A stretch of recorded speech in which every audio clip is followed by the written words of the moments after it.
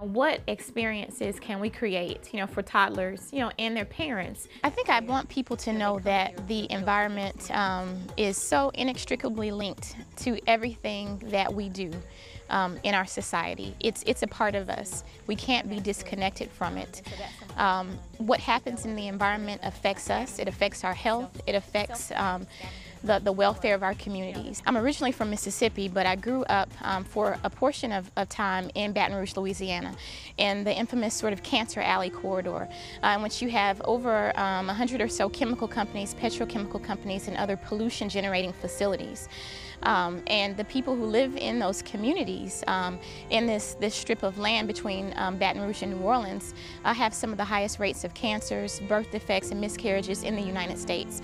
And my mother was diagnosed with breast cancer while I was a student at Spelman College. And that hearing of her diagnosis really kind of began to put things together. I was already a chemistry major and perhaps on a track to work, maybe even for a chemical company. But I really made a decision at that point that I needed to be a part of the solution and not a part of the problem. I got involved in these issues as a college student. I went to Spelman College locally here, and I was a chemistry major, and I focused on environmental issues in terms of the research that I did on campus. And through that work, I got involved with a number of student groups who were working on issues in West Atlanta. The West Atlanta Watershed Alliance is a community-based environmental group that works on issues in both Northwest and Southwest Atlanta. We work in communities that are most inundated with environmental issues, but often least represented at environmental decision-making tables. In the work that I've done, I'm most proud of the fact that we are literally almost sort of bringing back from the dead the Outdoor Activity Center. This was a place that, if you look back into the records, you find that back in 1997 there were over 12,000 visitors at this site. And at the time that the West Atlanta Watershed Alliance came to the site, there were no visitors. It had been closed. There were overgrown trails.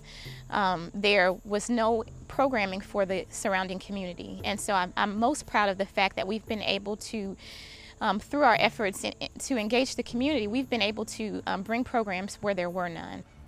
We now have school-based field trip programs that teach young people about the natural world. We have an after-school junior naturalist program that works with kids from Atlanta recreation centers to introduce them to nature and to being outside and to learning everything that our natural world has to teach us. She's everywhere. She's in front of the public. She's behind the scenes. She's organizing neighbors and residents. She's working with young people. I would say that she wears so many hats and still is the consummate family person, and is always engaging and always friendly. And I think that's what really makes it enjoyable to work with her. All of the Cox Conserve folks are exciting and do great work in their own right. But the work that we do is so critical because we are really trying to connect underserved communities who are often left out of the decision-making tables for environmental issues.